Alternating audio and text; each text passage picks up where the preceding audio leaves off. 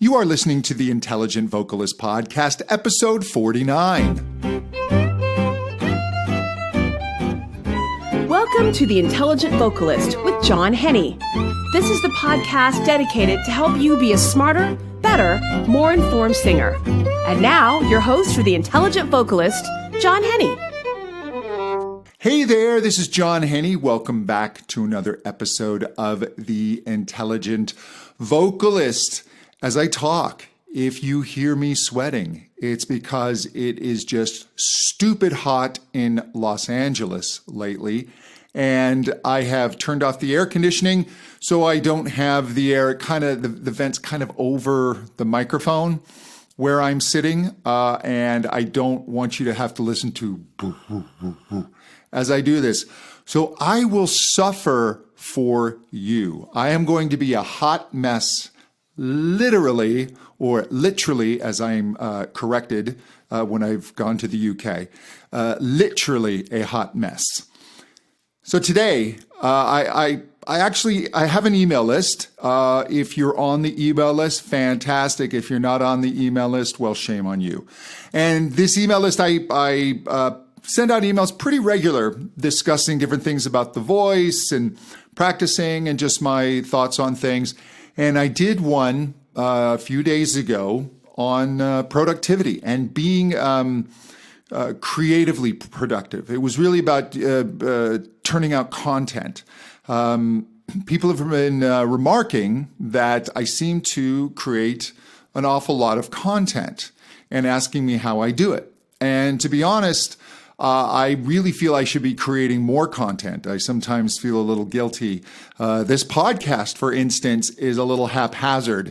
I kind of do it here and there when I feel like it. I'm really thinking about changing that because doing a podcast on productivity when the podcast only pops up a couple of times a month is a little hypocritical, shall we say?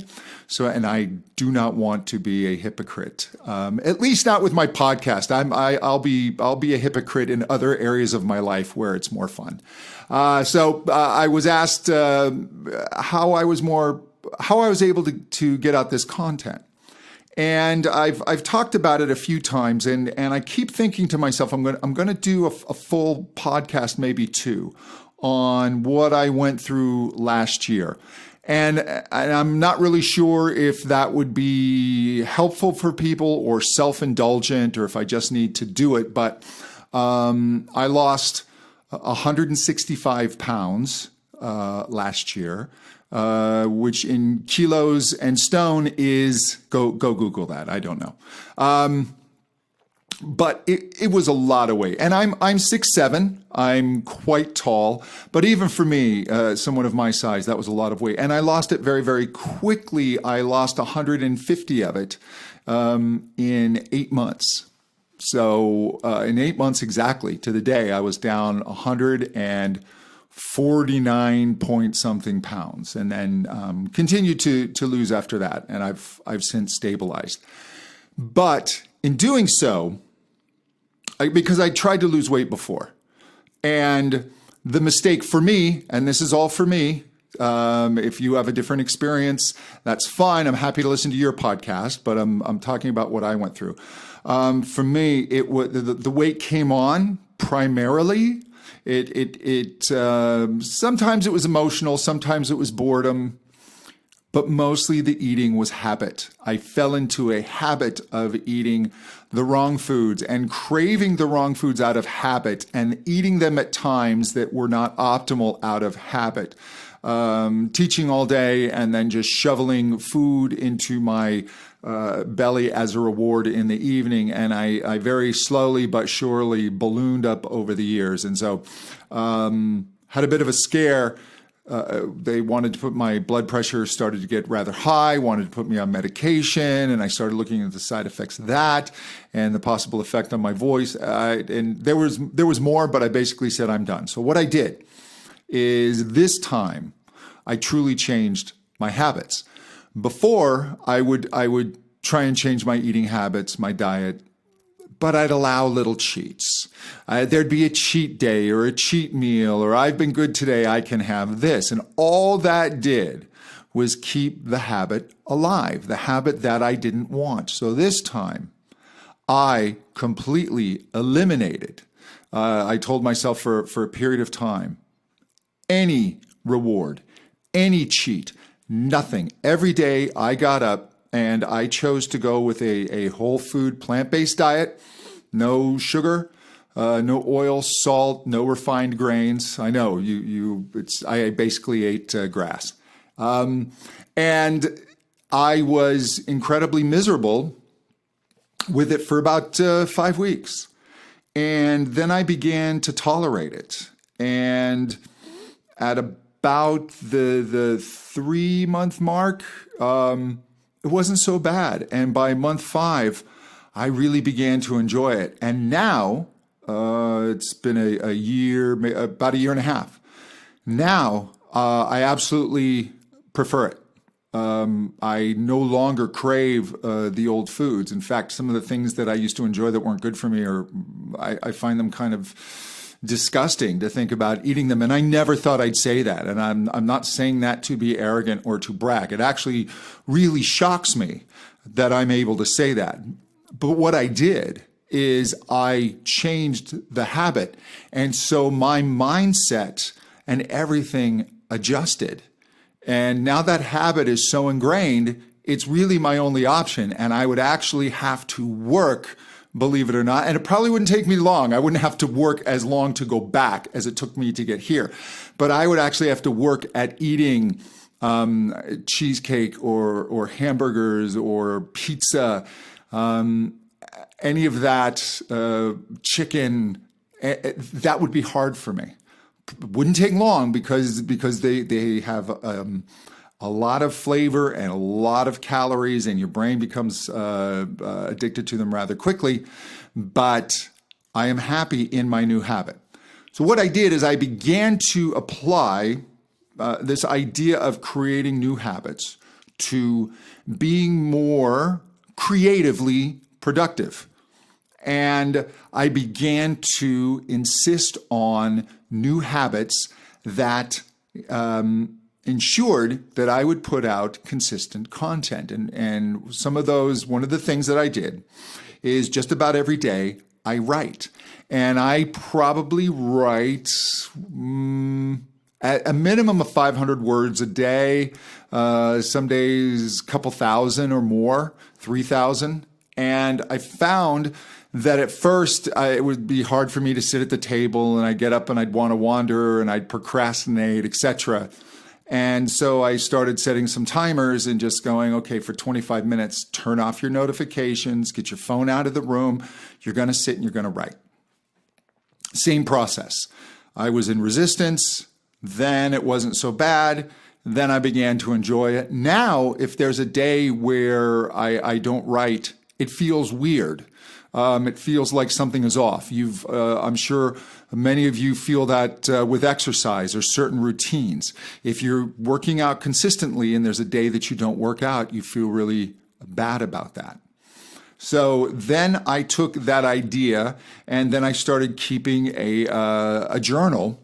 And it was a journal of just what my big goal is, 13-week goal, what the steps I need to do to the big steps that I need to accomplish to hit that big goal, and then daily breaking down what I need to do each day, hitting about 3 big targets that I need to do each day, and then breaking down literally hour by hour my workday, and I schedule in if I'm going to have free time or break time, eating time, etc.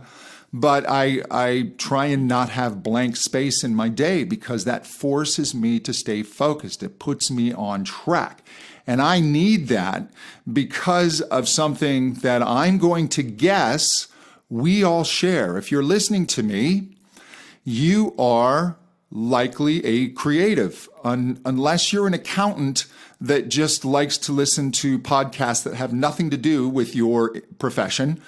You're interested in singing. You teach singing, you work with singers, you're a producer that works with singers, you sing yourself, you're a musical director, whatever it is, you are a creative.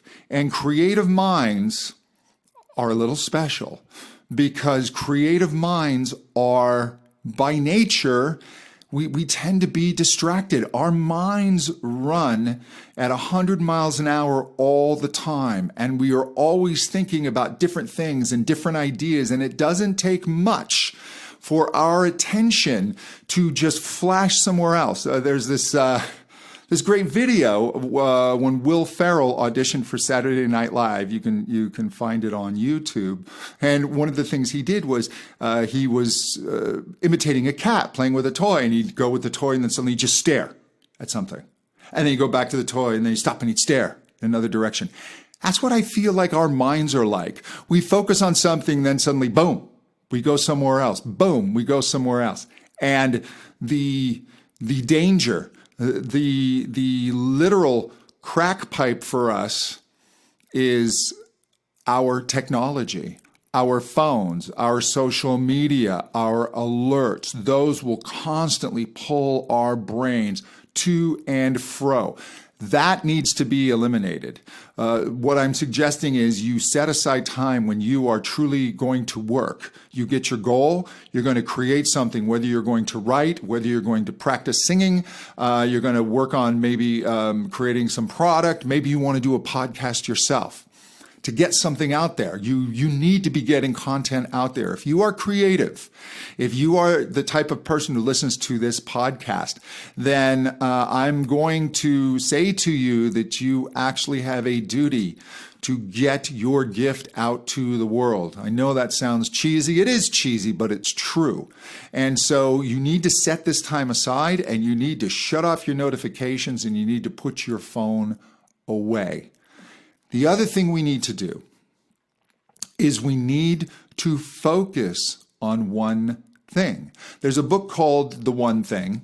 I forget who wrote it. I think it's one of the guys who founded Keller Williams Realty here in the U.S. But it really is, what's the one thing, the one most important thing that's going to take you towards your goal that you should be working on right now? Then do it. So get your one thing and focus on that. Don't be distracted. You are going to have 100 different things that run through your mind. Oh, I should do this. Oh, I should do this. What's going to take you to your goal? The other thing that I do is in whatever it is we are doing, Mark Twain said, if it is your job to eat a frog, eat it first thing in the morning. And if it is your job to eat 2 frogs, eat the biggest one first. I say that to myself every day. Eat the frog, eat the frog. I wake up, there are tasks that I need to do that I don't particularly feel like doing. And maybe I would rather play with a new piece of software I just got, or mess around with a new synthesizer that I put into my recording rig.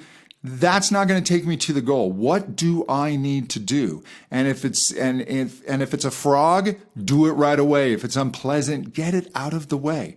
Your morning ritual is really going to set you up for success. So right now, what I do is when I get up, I will meditate for a few minutes. And then I will just do a little bit of exercise, some push-ups, things like that. And then I'll just sit with that journal and I'll really think about what I need to do today. And then I get, if I've got a frog, I get on that frog and I eat that frog. I get that out of the way. And then I can focus on what I need to do, what is most important. And that's what I suggest that you do. Get that focus, get that mindset. Here's the other thing that our brains do to us is, in being a creative, we put ourselves at the mercy of others. When we put out content, when we release something into the world, no matter how minor, we are doing this out of love. We are doing this out of the love of our craft. We are doing this out of love of enriching the experience of others. We are doing it out of a love of enjoying the feedback of pleasing others. We want to please people. Nobody puts out a song going, wow, this is just a piece of garbage and I really hope everybody hates it. Well, there's maybe one or two bands I can think that must be their reasoning. But even if the song's not something you think is good, the person who's putting it out at some point in the process thought it was good and wanted to share it. And when we put ourselves out there are those who are waiting to attack us, or even worse, not care. And sometimes we will do things that people don't care about and just kind of flops. That's just the reality. If you think of every artist, every filmmaker, every actor, every musician, and look at their body of work, every single one of them has a flop. Something that didn't go as well. Even the Beatles, it can be argued, some albums were less successful than others, although they pretty much just about everything they did was gold. But that's, well, I'm a Beatles nut. But artists have flops, and you have to accept that. Don't let this stop you. Your brain is going to put you in a condition of, this creative brain, overwhelm. You are going to get hit. Here's a scenario. Wow, I want to write this song. Okay? You're sitting and you're writing the song, and then your brain's going to start to think, is this direction I want to go in? What if I added this other instrument? Do you think that's the right piano sound? Oh, I don't know if I like my vocal. Do you think people will like this? I'm not sure what to do. Oh, look, someone mentioned me on Facebook, and then you're off doing social media, and then you come back and you're like, oh man, I'm not very disciplined. I'm not feeling it anymore. And then the song just sits, and the next thing you know, you haven't touched it for weeks. And then you look at it and the initial drive and the burst of energy is gone. Or maybe you do finish it and then you start questioning yourself, and I don't know if this is good enough. You know, the beauty of the time that we live in is you can test. You can start creating content and putting it out in a limited way, putting out to your list, seeing if people like it or they don't like it. Right now, my Contemporary Voice Teacher Academy, I have a small group of people going through it. And the course is not fully complete yet. And they are giving me feedback, and I'm able to adjust the course as I get the feedback before I open it up to, hopefully, a lot of people. The course is going to train people to be contemporary voice teachers. Even if my goal is, if you've never taught a voice lesson before, you can learn from this course. You can learn to play piano, the scales, how to assess a voice, how to teach your lesson, all those things. Business practices. But the feedback is vitally important. And so I put it out, and I'm not worried if I get some criticism. And I've gotten some feedback where it's like, yeah, I don't really like that. Or this seems a little, it wasn't explained as well as it could be. And I'm able to take that and make it better. You want to make things better. Do not be afraid. Don't be afraid of good criticism. And the trolls, ignore them. Don't let your mind get stuck in overwhelm. Create habits. Use your willpower, if you need to, initially, to start a habit. And pretty soon, your willpower, because willpower runs out, your willpower will give over to habit. In my weight loss, my willpower was basically a rule. I will not eat anything that is not healthy, period. That is not whole food, plant-based. You know, I wasn't going to do junk food vegan. A donut is vegan. I stayed super healthy, and I was miserable with it. But the willpower that day, each day, that was my rule. I just had to tick off that day. And once I got that day done, then I tackled the next day. And as I said, it wasn't fun. Then it became tolerable. Then it became preferable and enjoyable. Your habit will ultimately become enjoyable. So, my challenge to you is, what are you putting off? What do you need to be doing? What habit could really transform your ability to get content out to the world? Is it practicing your voice every day? So do this. 6 days a week, you're going to do 20 minutes. Period. You're going to do those 20 minutes, and you're going to put a calendar up on the wall. When you do those 20 minutes, you're going to check that calendar off. Jerry Seinfeld famously used this when he was an up-and-coming comic. He would write a joke every day, and he would put an X on his calendar when he wrote a joke. And then all those X's started to form a chain. And each day he would say, I cannot break the chain. And he'd write another joke. Were they all good? No. But by writing every day, he got better and better and better. Practice every day. If you want to be working on material, you are going to set aside 30 minutes every day, and you're going to write without distraction. And you may struggle a little bit at first. You may want to go check your phone. Don't even let your phone in the room. Seriously, do not. And work for those 30 minutes. Set a timer and start getting your habit of being in workflow. If you're going to create content, write 500 words every day. Sit down and start plotting out what product you feel you could give to the world that will help other people. How can you contribute? And then every day you're going to write those 500 words, or you're going to spend a half hour fleshing out that program and researching. And you're going to make that a habit. And once that becomes a habit, after the 6 weeks or the 12 weeks, when that really starts to become consistent, when the idea of not writing or not singing that day would actually upset you, then you look at expanding that habit, moving your practice from 20 minutes to 35 minutes to 45 minutes, or you start to expand the amount of words that you're writing from 500 to 750 a day, or you start adding a new habit. The journal for myself has been key. I am accountable to the journal.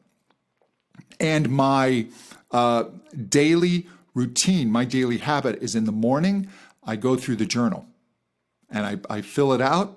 And then in the evening, as I'm shutting everything down, I go through the journal again and I see what I accomplished. What could I have done? But what am I happy with? What did I do well? And what did I learn? What could I do better? And each day I cross off that I did it. And I just keep marching and marching and marching. And I'm getting better. I'm able to start producing more and more content. I've had courses that I've created that have just stalled, that have taken me forever. And now I feel like by taking that little bit every day, that consistency, that march is getting me to the goal much faster, and it begins to stack up. The planner that I use is by Best Self. I will put a link in the show notes. Just go to johnhenny.com/49, because this is episode 49. And on my podcast now, when you go to the show page, I'm adding transcriptions, which is great. People really, really like them. And yeah, I want to thank you for listening to my diatribe, to my lecture, my brain dump here. I really hope that this is helpful for you and can inspire you to start blessing the rest of us with what it is that's banging around in your own crazy mind. We're all freaking crazy. If you're listening to me, you're crazy. But I understand.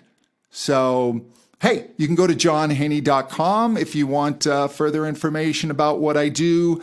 Keep a lookout for the Contemporary Voice Teacher Academy. If you think we might be a good fit for lessons, I don't have much availability, but I always set time aside to work with people that I think I will click with. And if you listen to me and you think we might be a good fit together, go ahead and click on that tab and you can get in touch with us. So until next time, to better singing. Thank you so much. Bye-bye.